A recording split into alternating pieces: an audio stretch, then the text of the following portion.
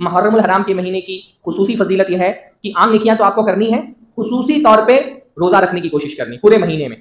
अल्लाह के नबी ने फरमाया कि अफज़लुस सियामी बाद रमजान शहरुल्लाहिल मुहर्रम, कि रमजान के बाद रोजों में सबसे अफजल रोजे अल्लाह के महीने रमजान शहर मुहर्रम के रोजे।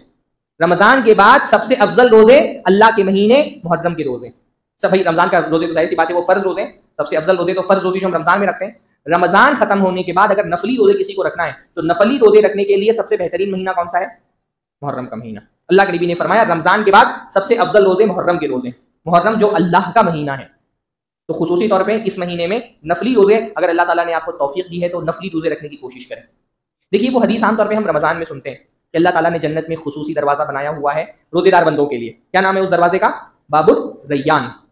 उलमा ने बाकायदा उस हदीस की तशरीह में लिखा है कि जो रोजेदारों के लिए दरवाजा है, इससे इन रोजेदारों से कौन रोजेदार मुराद है? फर्ज रोजा रखने वाले मुराद नहीं है, फर्ज रोजा तो तमाम मुसलमान रखते हैं। रोजेदार से मुराद ये है ऐसे लोग जो बकसरत नफिल रोजा रखते हैं। इसलिए अगर आप ये चाहते हैं कि आपको बाबुल रैयान में दाखिला मिले तो आपको कोशिश करना चाहिए कि फर्ज रोजों के अलावा भी कसरत से रोजे रखें। और फर्ज रोजों के अलावा अगर आप नफली रोजा रखना चाहते हैं, अलग अलग उसके औकात हैं। आप अय्याम 20 के रोजे रख सकते हैं, हफ्ते में 3 दिन। आप सोमवार के रोजे रख सकते हैं, जुमेरात के रोजे रख सकते हैं, और खुसूसी तौर पे मुहर्रम के रोजे रखें। मुहर्रम में नफली रोजा रखने का सवाब बहुत ज्यादा है। इसलिए बाज़ उलमा ने तो यहां तक कहा है कि पूरा मुहर्रम रोजा रख लेना चाहिए।